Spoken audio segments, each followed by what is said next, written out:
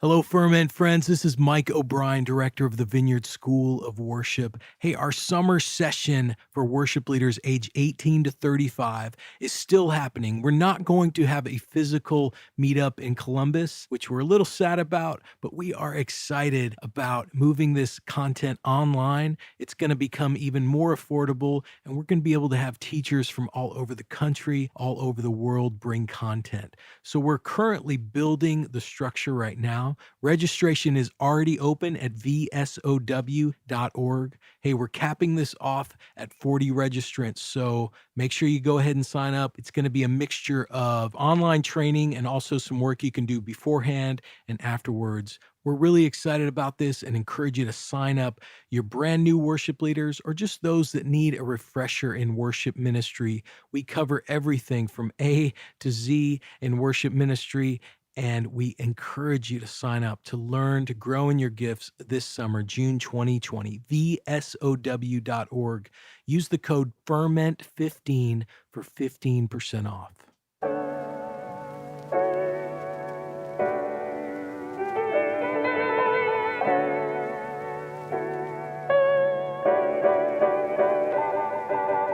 I was having this conversation with somebody about forgiveness as a concept we really need right now. It's really absent in the public discourse. What does it mean for someone to muck up and be restored? It doesn't really exist anymore. And yet if you were to ask someone about forgiveness, they tell you it's a good thing. So that is fascinating to me. I had a really long conversation with someone on Twitter a while ago about an actress. She won a BAFTA. She thanked God in her speech, and she's a Brit. They were saying, why is she doing that? It's her talent. It's not God's. And I just had this conversation with this guy, and I was like, you're a white guy. She's a black woman. You're saying you know better than her about who she should thank or shouldn't thank. And we got into this conversation, and he was like, yeah, I just presume Christians are all awful. I just presume they're all homophobic. I just presume you're all terrible. And I just thought, how did we get here? The Ferment. You're listening to the Ferment podcast, conversations about worship and transformation. Today's guest is Susanne Soose Courtney. Soose is a worship leader and a broadcast journalist for the BBC.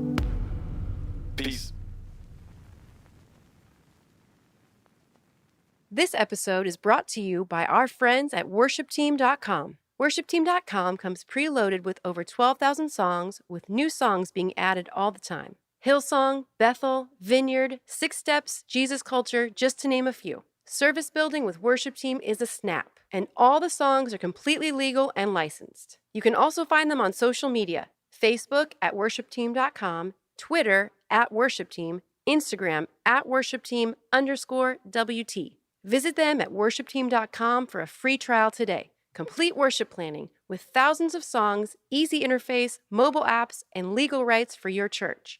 All you need in one place, worshipteam.com. Hey, what up, everybody? Adam here at the Ferment Podcast, and I have a very special guest with me today over the Skype because we're all on quarantine. I've got Soose Courtney from Manchester, England. What up, Soose? Hi. Hello. Oh, it's good to have you on. So, oh my word, I can't believe it.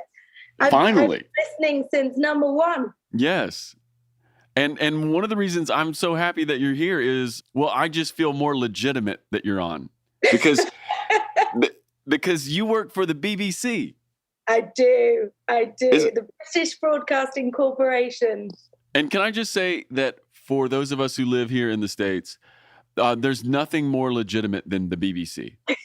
Thank goodness. I'm not even sure that we Americans entirely know what the BBC is, other than when we get the BBC feeds on our NPR broadcast, it's the most legitimate thing. Mm-hmm. It is. I mean, you guys don't even necessarily need license for guns, but you have to have a license for a television in the UK, and that is how we fund the BBC. So there are no, I know you know this, but just in case people don't know how it works, by law you have to pay £12 a month to have access to the BBC, and that means that we're completely unbiased and impartial, and we have no overlords. No one is in charge of what we do. No corporate overlords, right? We have to be unbiased by law. So the last election, we got a lot of grief with people saying we were biased in both directions, which was joyous, Adam. Oh, amazing. Amazing. Well, Suze, one of the reasons I wanted to talk to you is, one, you're just one of my favorite people that I know, but then two, you're a worship leader and you work for the BBC and you're a mom. Like you're touching all of these categories. And so I just thought it would be great to get your perspective and just have you share some of your journey with us. Would that be okay? I would love to. In fact, it'd be my total joy. Oh, perfect. Why don't we do this? Because I know you, but I think a lot of the listeners here on the podcast, maybe at least stateside, I bet the Brits know you, but on the stateside, we don't know you as well. Why don't we just start with some personal history stuff? Where did you grow up? And were you a part of a family of faith? Yes, so I grew up on a farm. My dad's a farmer in the middle of actually nowhere. I mean, literally nowhere. So you look out the window and there's 2 miles before you see a streetlight or a shop or a bus stop. And I grew up pretty miserable, living in the countryside, thinking I was a bit dysfunctional, but really I learned out later I'm a city girl. I was a city girl in the country. So there in Devon, it's Methodism is the thing, the sort of dominant expression of faith, and little chapels. So I used to go to a chapel that had 12 people and like ringworm or mothworm or whatever it's called, woodworm in the floorboards, and organs and all of that. So yeah, it was pretty lonely growing up, to be honest. Okay, did you have siblings? I'm one of 4. I'm number 3, so I'm the peacemaker. I'm the one who's smoothing over. So that was good. Having siblings was good, and my dad was a kind of firebrand preacher type, always causing trouble. So was your dad was he in the ministry? No, he wasn't. So he was like they used to call them lay preachers. He preached on the circuit. They used to call it the circuit. So he would preach in different churches every week, and also milk cows. So sometimes he'd be late. That is hysterical. There was farm stuff to be done. But we had this farm, and I can't remember how old I was, probably about 11, and they built a sort of, we called it the centre, like a big hall, like a big building. And he used to have travelling preachers come. It was pretty wild. Okay, so that's the atmosphere you grew up in. Did you help your father at church? Did you sing or play music? Yeah, so at about 11, he bought us some PA gear. So we used to go to this evangelical thing called Spring Harvest. It's like 10,000 Christians all squished together. And I was like, oh, there's more of us. It's not just me. So after that, he bought us some PA gear. I think he spent about £1,000 on some microphones and no monitors, a couple of speakers and a little mixing desk. And there were like 5 or 6 of us from the chapel, and we would be occasionally allowed to do a little set in the middle of church. So I think I was about 12 or 13 when I first started leading worship. Okay, do you remember the first song you sang in public? Oh gosh, 90s tunes, More Love, More Power, things like that. Purify My Heart, I remember singing that. And I remember singing that and thinking, oh, something's changed, like in the room. But I remember thinking, this is interesting, what's going on here. But I loved it. I mean, I loved worship since the first time I ever encountered it, really. I always used to take it phenomenally seriously and drive everyone crackers. I'd be like, Did anyone else in your family sing or play music with you? No, not really. Well, my mum used to being like a 4 or 6 piece gospel singers, like gospel nights, not gospel. Like I think of gospel. It's a different thing. Back then, it was more like singing the good news songs. My brother played guitar a bit. My older 2 sisters, not really. One of them played the organ a bit. But I was mostly in my bedroom, just singing along to miserable indie songs. Okay, so was this when worship sort of like came alive for you? Yeah, that's a funny one. So we would lead sometimes in church, this little ragtag bunch of like 5 of us, some of which had a faith, some didn't really. They just there wasn't much to do, so that was something to do. And then we used to cover some songs, like some terrible indie band called Skunk and Nancy that I used to. I loved them. And so we would sometimes in the village hall, like do a couple of worship songs and then like a couple of covers of bad indie stuff. But I suppose worship, was a lot further down the line actually, where I suddenly was like, where it really kicked in, if that makes sense. The 90s was like tricky, I think, to be a Christian. Talk to me about that. Why was it tricky to be a Christian in the 90s in England? Because it was like deeply, deeply uncool. It was basically social suicide to be a Christian. My dad would occasionally come in to preach at our school. I mean, honestly, it's just horrendous. It's just absolutely. Okay. So this is like your high school or something? Yeah. And how many people went there? Not many, like 500. Okay, but why is your dad coming to preach? That's another question. He just, I don't know, thought it was a good idea. And the school was like, yeah, you should totally come do that. There's like a component for religious worship within the curriculum in the UK. It's just about there still. Yeah. Although obviously now it features different religions as well. Back then, anyone who would offer, they'd be like, sure, come on in. So we'd occasionally have like drama groups staying at the farm and all sorts of different people. And yeah, my dad came in a few times. So, that was already terrible and the end of the world. So you're just feeling humiliated. Always. I mean, it's just awful. And no one was a Christian, like literally no one. Even then, even in the 90s, like nobody would admit to it. It was the least cool thing you could be.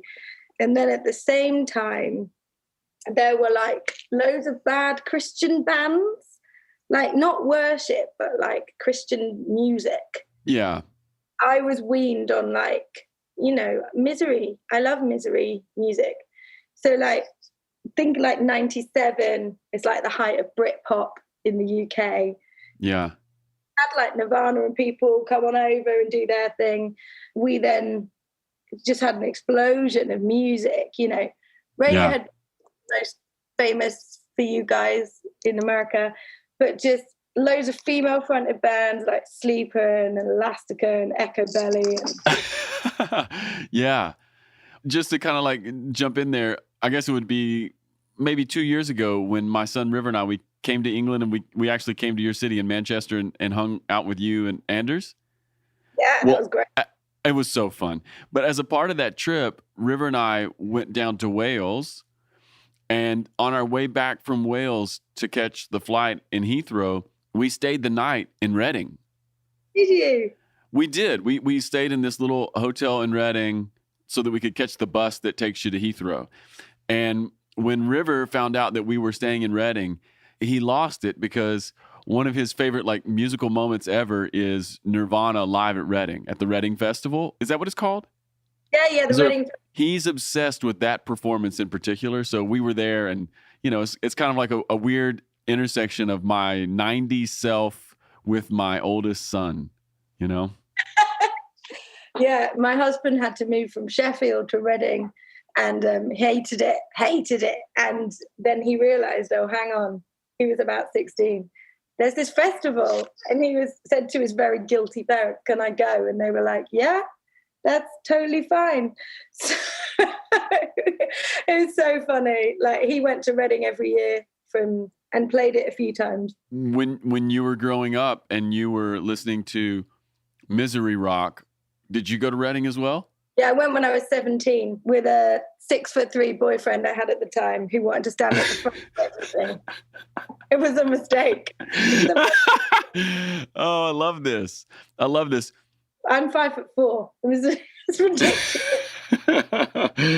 Oh. Okay, so Suze, when you were growing up, like you're in this hyper-religious family, you're at school, your father sometimes comes to preach. It's not cool to be a Christian. Your dad coming to school and preaching isn't helping, but you are given to music. Like, you love music. When did worship become like, oh, this is something that's real and I want to give my life to it? Yeah, I think it's always been there, really. The first time I was in this room at Spring Harvest, and I was like, at this festival thing, indoor festival, happens at Easter. And I was like, this, whatever this is, I love this. You know, this is back when you had to listen to stuff on tapes and CDs and buy the book with the printed sheet music in, you know. And even like leading worship in a little chapel still was good. Like, I still got it. But then I think it's probably worth saying that I was like really, really badly bullied at school because I was the smartest girl, and I was really overweight. And my dad used to sometimes come in and preach. It's just a recipe for disaster. I had glasses and mouthy hair and everything you can imagine. And I was into these weird bands, and everyone else liked, I don't know, New Kids on the Block or Boyzone. Or, you know. Yeah. It's just a recipe for sad. My relationship with God's always been really one-on-one. So I would just be miserable in my room and listening to Misery and talking to him about stuff. And that's where it got tricky when sort of Christian music arrived, because I'd be like, this all sucks. This is so terrible. I hate this. You know, I can't think of even the names of the bands now, but not Delirious. They were like the one bright spot, but there were quite a lot of bad, cheesy, wanting to be rock stars Christians. And I was just like, can't deal with this at all. Then I went to uni, and it's quite a cool story, actually. My first year, I mostly just talked. I mean, I was suddenly like on a floor with 18 people, and I was just like, this is what I've been waiting for my whole life, like all these people. But I didn't really do much church. I drank quite a lot of beer that year. And then... As one does. Yeah. And then towards the end of the year, I was like, oh, I think I need to find a church. And there was this church that picked students up from uni and then took them to church and fed them and dropped them back again. And I was like, I think I can manage that. And I was sitting in this church, and the worship I was really struggling with. And I was just like, God, what am I doing here? You know, like, this is awful. They were doing like a collection for the building that they were in. And I just was like, fine, if you want me here, they need to raise like 50 grand. Like, that seemed like an impossible amount of money. And I felt like he was like, okay, well, you got to come back next week. So I came back the week after, and they'd raised 52. And I was just like, well, I promised you I'd stay. So I really, there wasn't a vineyard. So I'd been at these Methodist things, and then we'd been at these big festivals. And then I was at like a totally mad free church, totally non-denominational bonkersness. Yeah, was it, when you say mad, do you mean insanely charismatic? Yeah. Good. With no governance. No one checking everything's okay. So I'd done that between like 16 and 18 with my parents. And then at 18, gone to uni and ended up in this, again, charismatic evangelical church, but where the worship was like shiny, you know, like super shiny. And just everyone was smiling all the time. Everything was great. You ask anyone how they were, they're like, I'm great. And I was like, I don't know why I'm here. This is not me. This is not what I do. Anyway, I ended up, sounds so bad. I ended up dating one of the worship leaders. And he told me about this Vineyard thing. And he was like, but anyway, they're rubbish. And the guy who founded them's dead. But anyway, this is like 2002, something like that. Okay, so this is the commercial he's giving you for the Vineyard. They're rubbish, and the guy who founded them is dead. Yeah. I love it already. So I was like, oh, okay, fair enough. Like, that's fine. But he was like, oh, anyway, so I bought this album, Vineyard album, and it was Holy. Oh, So, yeah. He put it in the CD player. That's like it's like a CD is like this thing laser printed. Put it in the CD player and put it on, and I was just winded. Like I didn't know what to do with myself. Like I just, whew. And he went to work, and I can't remember where I was staying at, like his parents' house, and I just put it back in, and I was like, I can't, what is this? Like, I cannot stop listening to this. I just couldn't believe it. Like, so it's like Mark James, Sam, Lane, I think is on it. Yeah. Some other people. But it was like the honesty, you know?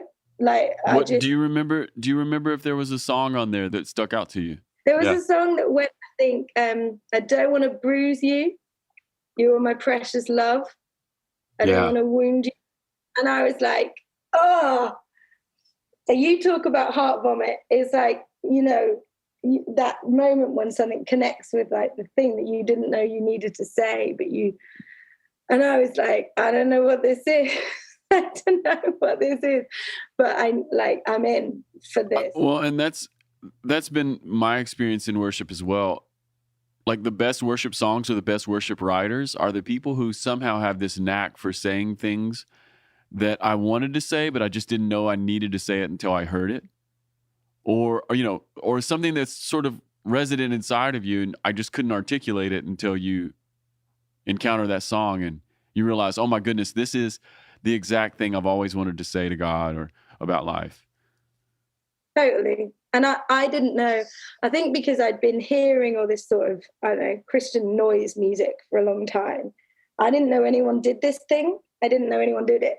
And so when I came across Vineyard worship, I was just like, oh my goodness, I don't know. I just can't I remember just lying on the floor and just listening to it like 3 times. It was all of it though as well. It was the words, but it was also the sound of it. It sounded proper. You know, it sounded like a bit raw, and it did, like people meant it. Well, I just also have to say, you know, no disrespect to any other parts of the Vineyard, but the Brits have always been, especially maybe even, you know, around the 2000s, one step ahead when it came to just the sonic and emotional field of a recording. You guys were just killing it, you know? Like, shout out to Mark James, shout out to Sam, because that record really did feel and sound different than other worship records that were happening at the time. Yeah. And I wasn't listening to any other worship. So other than the ones I was sort of getting through the church I was at the time, long story short, me and the other worship leader guy broke up. And I was like, it's just me and God for I need no men ever again. And a week later, I met my husband. Okay, so it's time out just for a second here. Where did you meet Anders? So I was officially heartbroken, and I was in my 3rd year of uni, and I was coming back on the train, and my sister texted to say, I'll take you back to our house, but first of all, can you help me set up for church? And I was like, yeah, that's fine. Like, I'll help you set some chairs out. I remember thinking, I better put some mascara on, just in case. So my sister's been telling me about this boy at her church for ages. Like, there's this guy, I think you'd like him. And I'm like, what do you know? You're 30. And I was like 20 at the time. Anyway, so I get there, and there's this whole cluster of young Christian men. And I just remember thinking, this is all of them. This is every single Christian man in the UK building. And Anders was there, just waiting to sound check. And it was pretty instant. So am I hearing that you were sort of set up by your sister? Well, not really. She hadn't said Okay. anything, but she'd spotted him. Makes me sound so shallow. She was like, he wears diesel. And, look, and in the early 2000s, there's literally nothing cooler. I was like, you don't know anything. Anyway, I like the way he stood. He stood well. Listen, that's the first time I've ever heard that. Good word. Yeah. You stand well. He stood well. Yes, shout out to Anders. The strong, silent type. That's right. Well, let's bring this back to worship just for a second, Suze. That's sort of like some history from you, but then you're a worship leader now. And one of my favorite moments ever leading worship was leading worship with you in the UK. When I came over and we led at the National Worship Leaders Retreat that you all had. Yep. Like, it was just fire, and I love what you carry. So I'd love to maybe just ask you a few questions about, now, or you as a worship leader, if that's okay. Can you just talk to us about what keeps your heart alive as a worship leader? Because I know you do all these things. You're a mom, you work for the BBC, you've finally married the man who stood well. But after all these years of being in church and, going through the ups and downs, what keeps your heart alive? A really good question. Lately, it's been Jesus in a really specific way. It's been reading through the Gospels and wondering what he was like. Like, if you take all of the historical and cultural things in context, what was he like that meant that a woman who'd bled for over a decade, who shouldn't have been anywhere close to a rabbi, felt like she could go through the crowd and touch him? What was it that made an unclean woman think she could interrupt a dinner party? That's been really huge to me.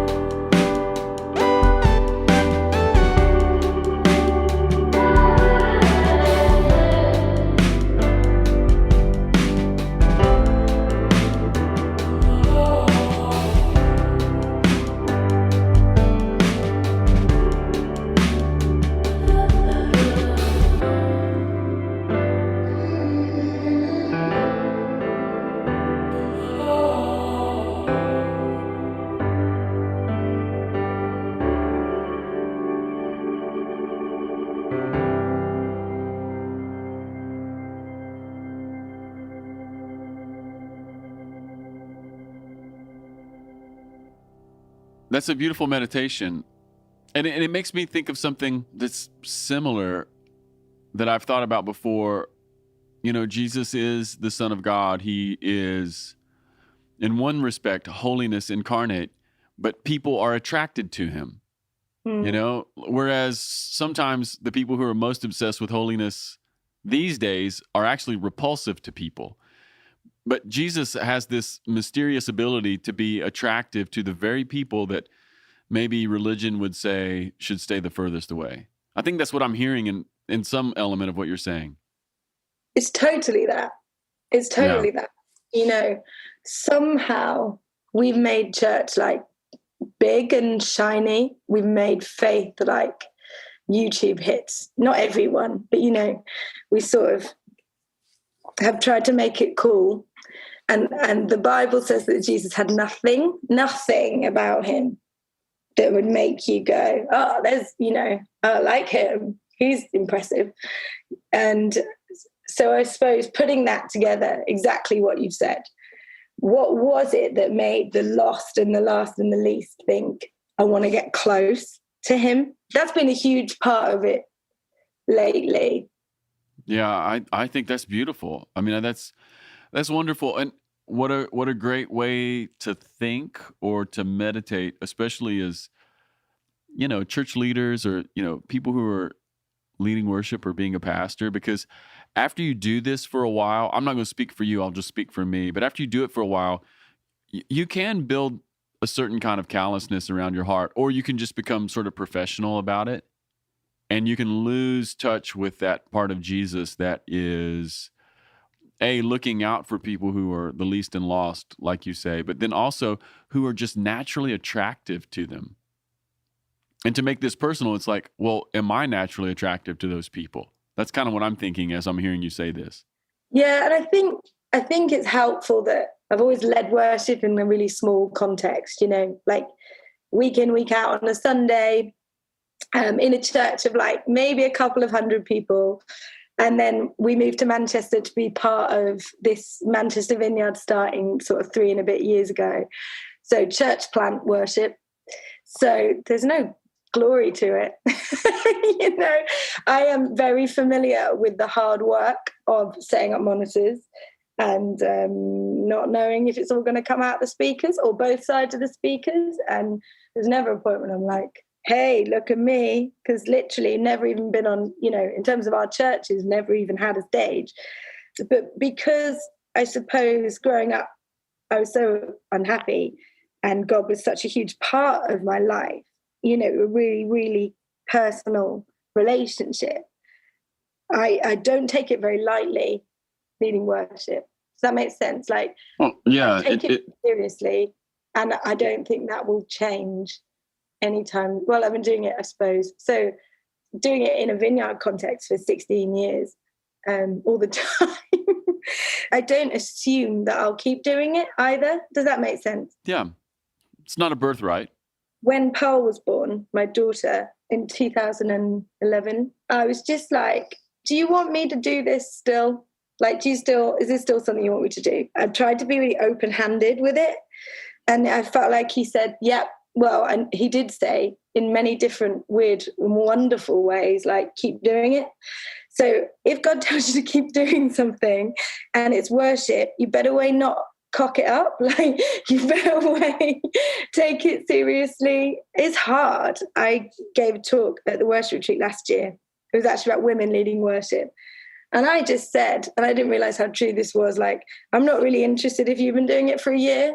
Like, I'm interested in 10 years and 15 years and 20, because as you would say, it's where the juice is, Yeah, that's right. Well, and there's a kind of authenticity that comes from having done it for more than, 5 or 6 years. And once you get into a decade, it doesn't invalidate people who are just beginning the journey, but there is something about being on the journey for a while and going through life's ups and downs and getting to that spot in worship leading or what have you, where you really do realize, oh, I'm probably not going to be famous. I'm probably not going to be rich or influential. And so it does force you to ask yourself, like, why am I doing this?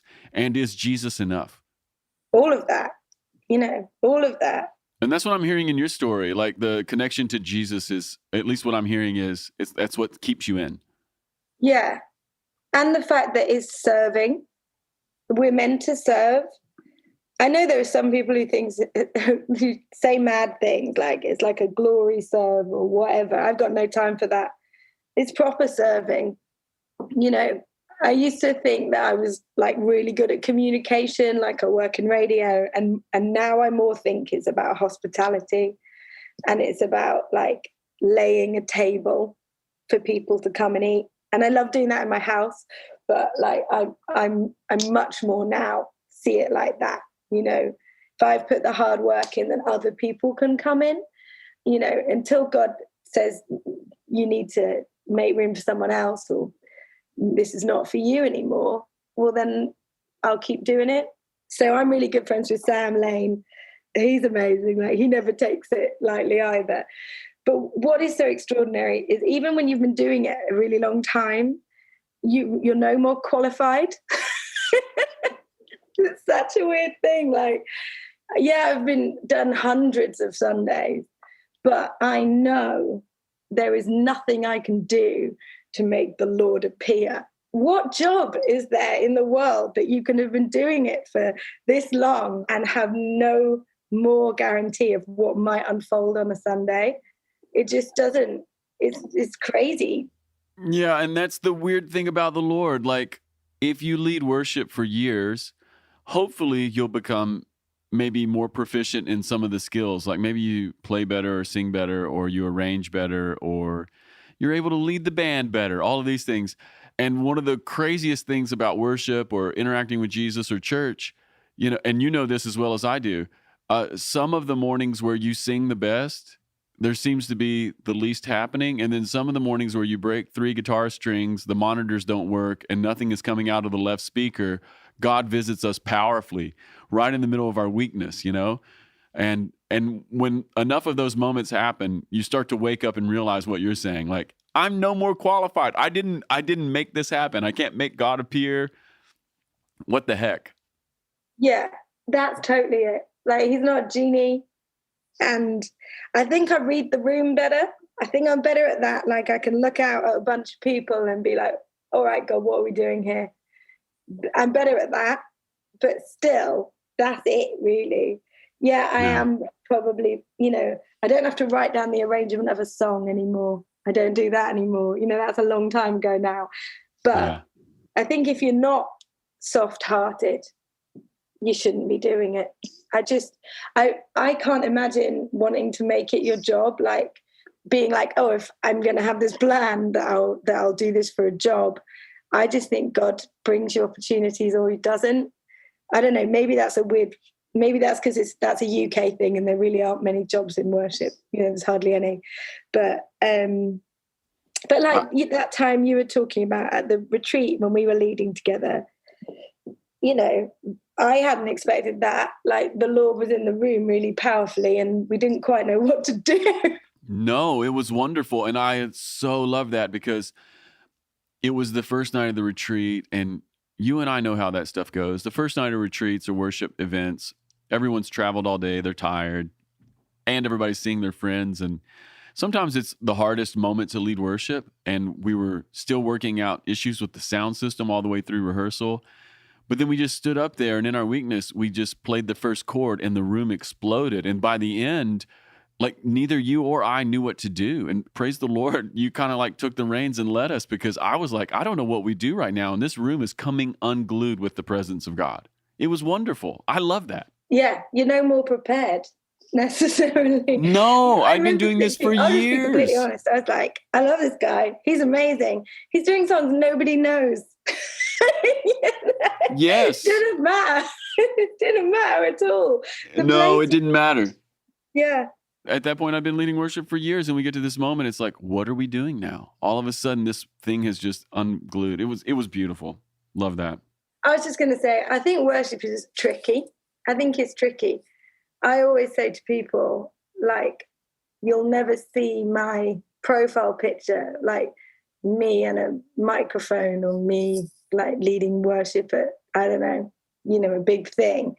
And I think it can become your identity, but also I think I can push it away from being not part of me as well, because even in saying that, that's like a bit of like false humility, like, oh, you'll never see me like with a cool picture of me singing into a microphone.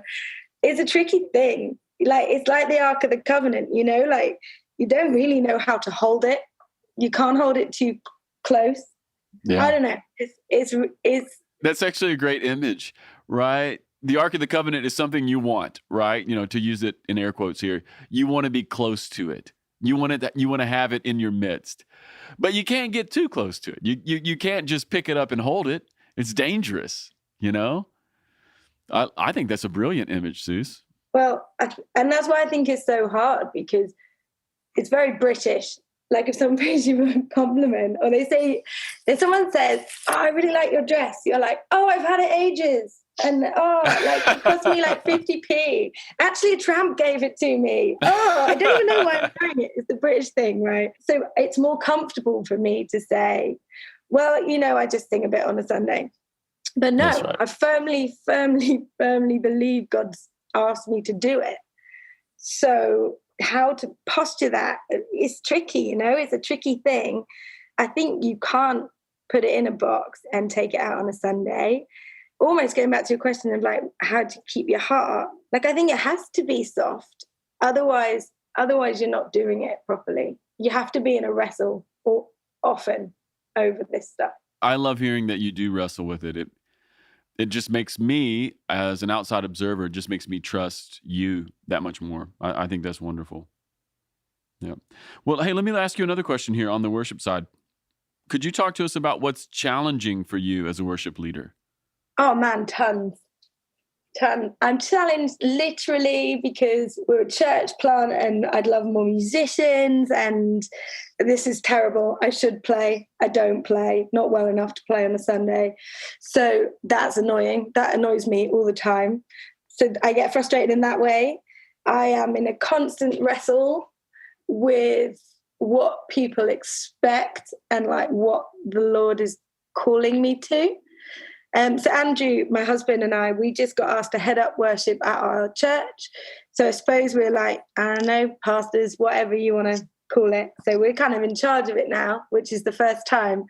And it's really interesting when you look at the songs and how the big W worship is kind of evolving. Worship, as we think of it, looks and sounds and is written.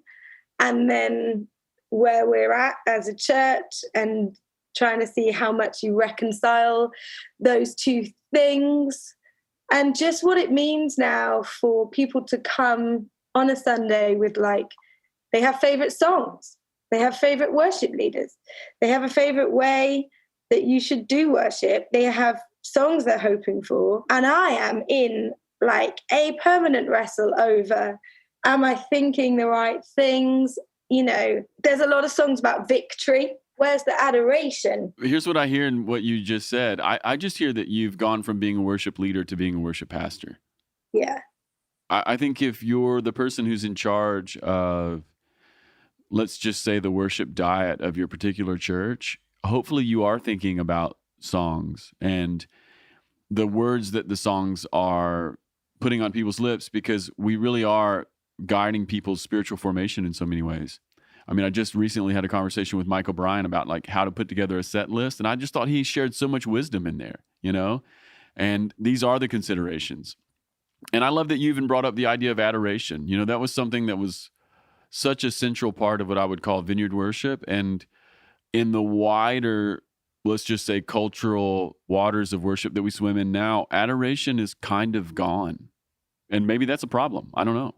So I love that you're wrestling with this. That's great. I mean, I think it is a problem if adoration's gone. I think it's a massive problem. First of all, that's what worship is, right? Adoration. God, you're like this. And, giving him just a tiny amount of what he's worth, talking about what he's like. I think that should be the main part of it, really. And then, I worry about worship when I feel like it's become like a crutch, I want to come into worship and feel better out the other side, as opposed to I want to come into worship to offer God just a fraction of what he's actually worth, Yeah. And I think it's cheesy, but it's worth thinking about, sacrifice of praise. What does that mean? It might mean putting aside what you're hoping the worship leader might do so that you enjoy yourself and entering in, fully into offering. I don't know, I sound like a goody two shoes. No, you don't. I mean, I think you're on it. I don't know. And I think the other thing is honesty in worship. I feel like slightly has disappeared. There's a few songs where quite a few, where you sort of make this fleeting, rather opaque reference to things being tricky, and then you're on to triumph. And that's not the Psalms, you know? And so I think that's really interesting. But then I'm saying too. Well, I would imagine what I hear you saying is this is complicated, and worship pastors need to think about it, Yeah. and to give our church some of all of this. We do need some victory songs, but we can't just live in victory, because there's people in our congregation that probably have showed up this Sunday morning and they've lost a baby, or they just buried their father, or their son that they loved so much has a drug problem, and it's a surprise. People are bringing all kinds of their life into the room. It's good and right for worship to have spaces to acknowledge the reality of all kinds of things that are happening, and that God is with us in all of those moments. That's what I'm hearing you say in this. It's like there's another way to approach it. I think totally all of that. I've led worship the week a 28-year-old guy came off his motorbike and died. Led worship that Sunday. I led worship the Sunday after the Manchester arena bomb that killed 22 people. You lead worship a long time. You lead in those contexts. Worship has always got my heart, but the first time I encountered vineyard worship, I was just like, the honesty of this. The honesty of this is so powerful. And then I met the people, vineyard people, and I was like, I am in. These are great. That's great. These are great humans who aren't trying to be cooler than they are or different than they are, and that made all the difference too.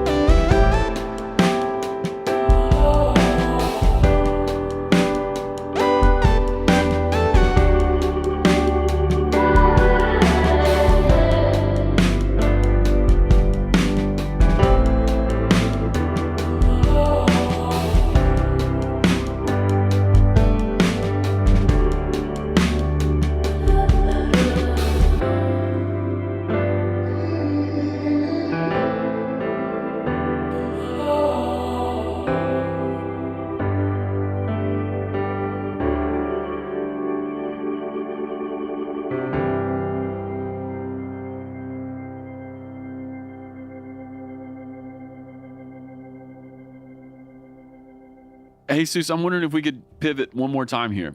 And Yeah. I just wish you would talk to me about your job at the BBC. I mean, how many worship leaders work at the BBC? Tell me, what do you do? Okay, so I'm officially what's called a broadcast journalist. So it's, same as a print journalist, just in broadcast media. Been doing it since 2004, so a long time. And I do present a bit too. Hopefully going to be presenting a bit more in the months to come. So I work for a radio station called 5 Live, and we do news and sport. We're on speech radio. So it's a lot of news. So my day looks like coming into an editorial meeting, talking about what's going to be in the programme, which of course is only one thing at the moment. And it's I love it, Adam. Absolutely love it. Even after all these years, you still love it? I love it. I have fire in my belly for it. It makes me smile. It's a hard place to be a Christian. That was my next question. I mean, if you don't mind, talk to me about what it means to be a person of faith in that sphere. We're rare. We're Yeah. rare. We're a rare thing. So what does it mean? It means people say Jesus Christ a lot. That drives me crackers. But, I've said, doesn't make any difference. People assume you're not there. Sort of everyone on my team knows I have faith because I'm very heart on my sleeve type, like, everything about me within half an hour.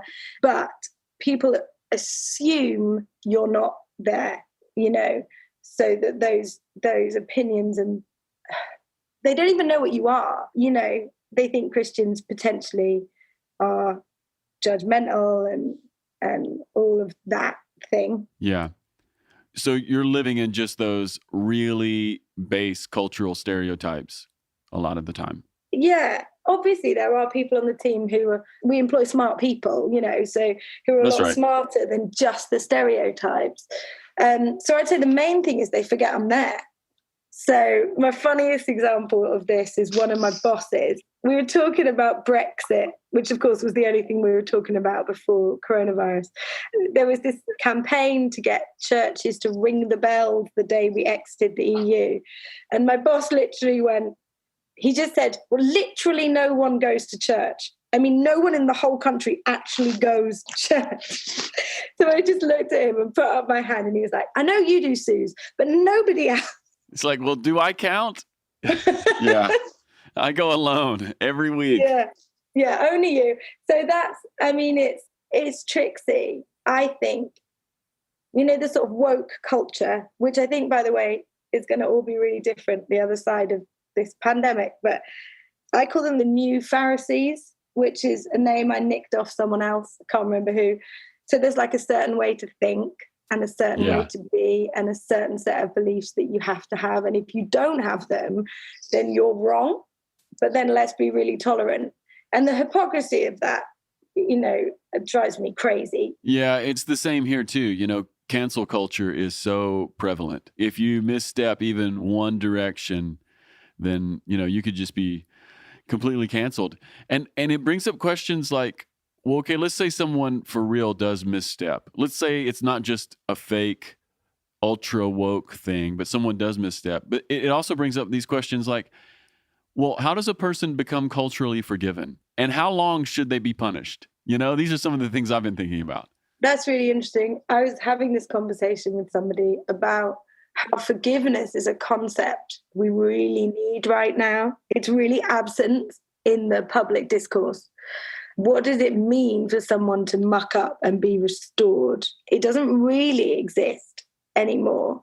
And yet if you were to ask someone about forgiveness, they tell you it's a good thing. So that is fascinating to me. I had a really long conversation with someone on Twitter a while ago about an actress who she won a BAFTA and she thanked God in her speech, and she's a Brit, right? And so they were saying, why is she doing that? It's her talent. It's not God's. Who is he? But, it went mad. And I just had this conversation with this guy. And I was like, you're a white guy. She's a black woman, right? You're saying you know better than her about who she should thank or shouldn't thank. And we got into this conversation and he was like, yeah, I just presume Christians are all awful. I just presume they're all homophobic. This isn't a guy at the BBC. I just presume you're all terrible. And I just thought, how did we get here? The arrogance of it. It's interesting because for me, this goes both directions, even in the story you're telling right here. This idea of forgiveness and how long does someone have to be culturally ostracized? So the actress on one side makes one tiny remark about thanking God. Well, then how long does she have to, hide out or pay cultural penance before the rest of culture can just either move on or be okay with her? But then on the other side, there's this guy on Twitter who's being a doofus, and he's saying things that anyone with a brain, even if we disagree, we go, well, that's ridiculous, right?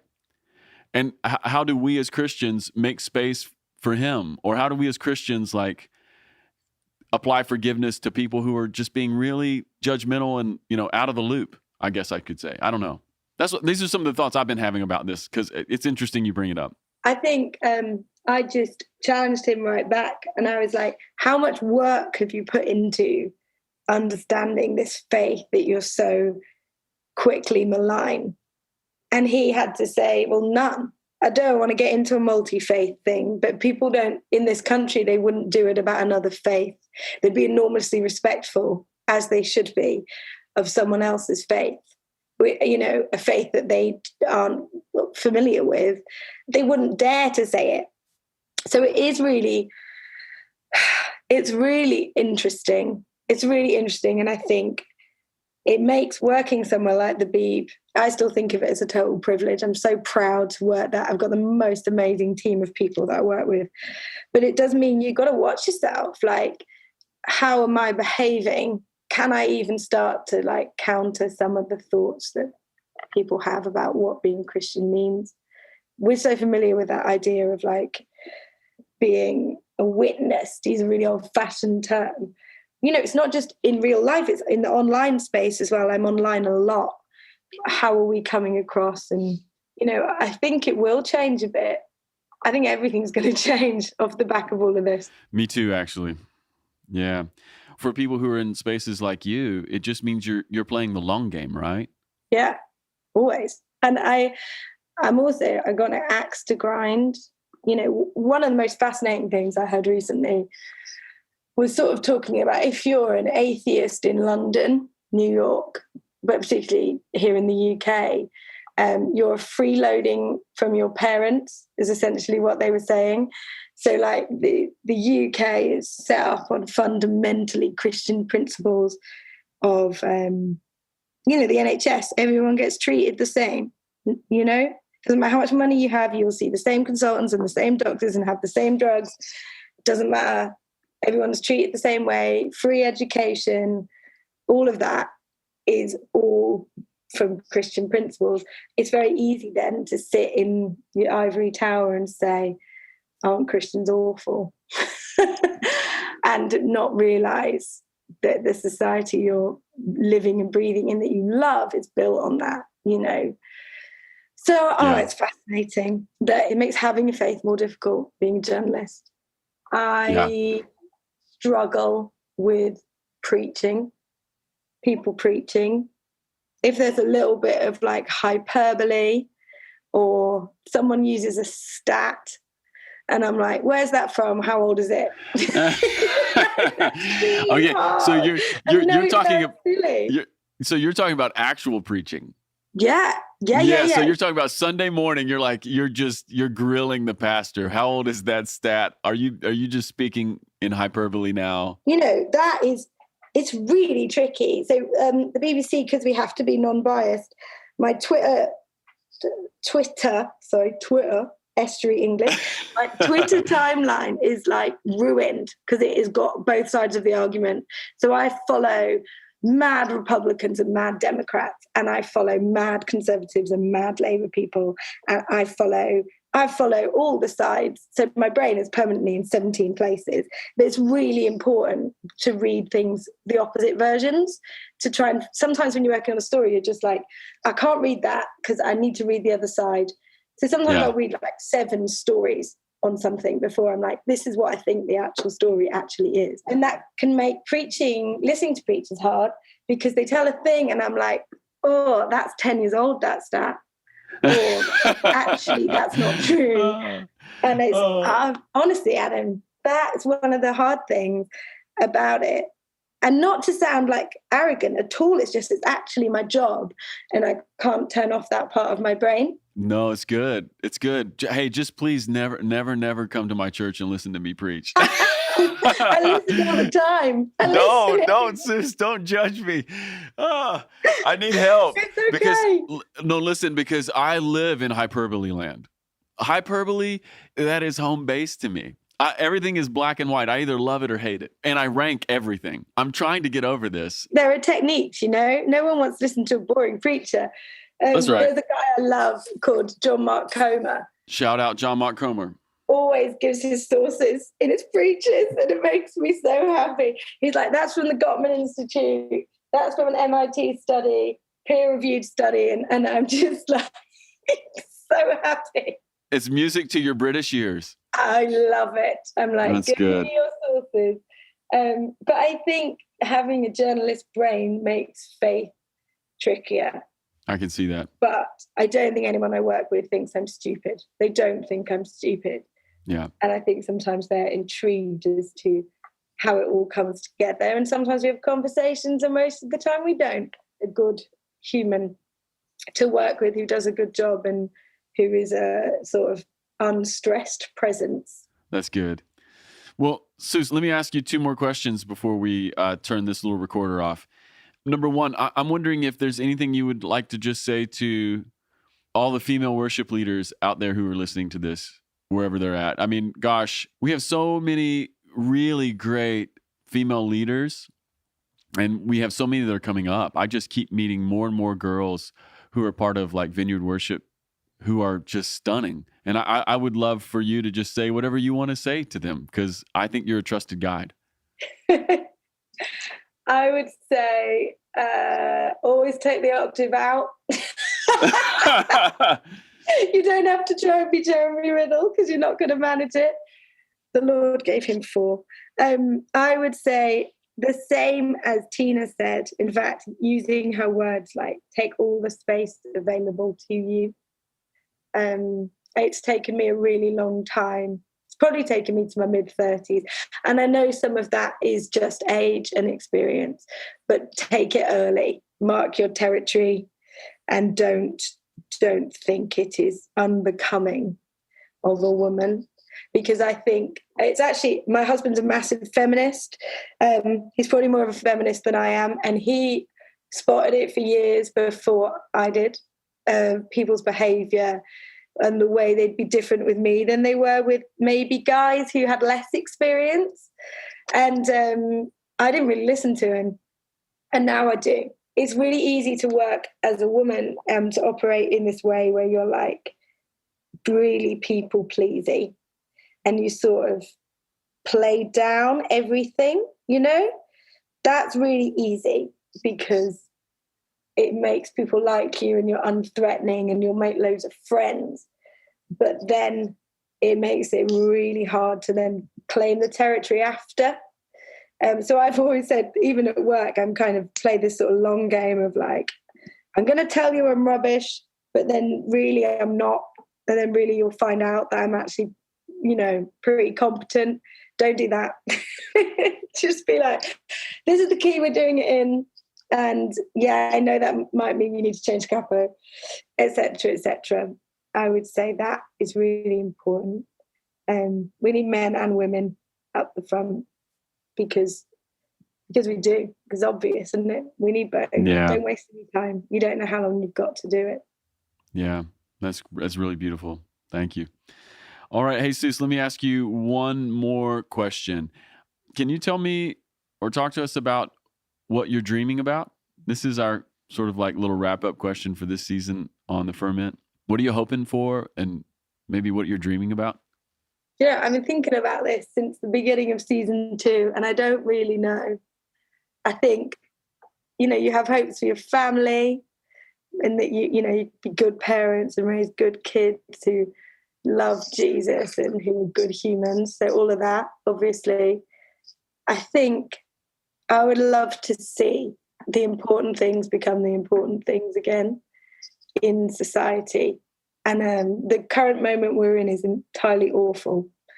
There's nothing good about this virus. It's horrendous. You know, we're currently talking to you. We're on lockdown in the UK and schools are off and I'm doing my job from home and I miss people.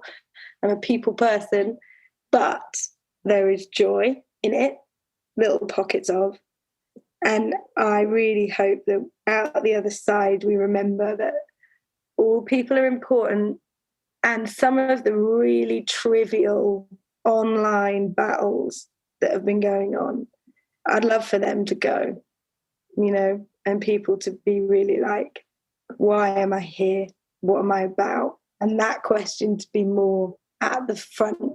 And how can I like live my life in a way that is beautiful and meaningful and helps people?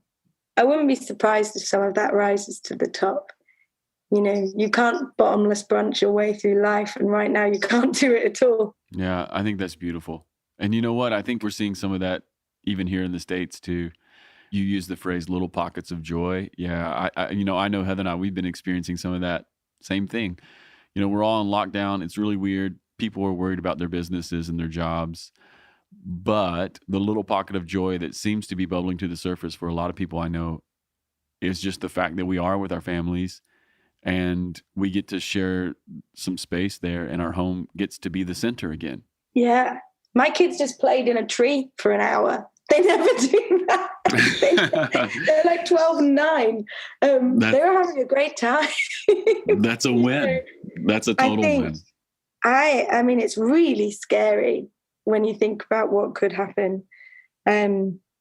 Really scary. Not just the physical, but the economical, all of it. But people being together, yeah, it's going to change things. It's going to change things, Adam, for sure. It is. And you and I, we are eating around the table people. we are yes, we food are. on the table, open some wine. Correct. All will be well. Correct.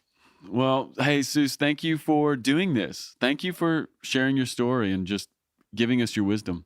No problem. It's my absolute privilege. We might have to check in a few weeks just to get the British perspective on COVID-19, okay? Yeah, I mean, who knows? We're locked down for 3 weeks. This is day 1. The Prime Minister told the nation, and 24.5 million people tuned in to BBC One to watch that. And then we all got a text from the government, which has never happened. So we are in new waters. That's right. Well, listen, everybody, you should follow Suze on social media. Check out her Twitter timeline. It is heavily balanced. You will be so impressed. Also, if you get a chance to see Suze lead worship on some live feed somewhere, you should do that. And I know you've been on some of the records in the UK. Which ones have you been on? So I think the first one was like a record called Love Divine with Matt Triggiano, who's now at North Phoenix Vineyard. Yeah. We had him in the UK for a while. So that was 2006. Spirit Burn, 2012, something like that. And then some of the live ones. That's from good. The leaders' conferences. And I'm often sort of singing a bit in the background with Sam, if you listen carefully. Not on his studio stuff, but on some of the live stuff. So, yeah, you know, I'm in a few places. Well, thanks for doing this again. Thanks for asking. Peace.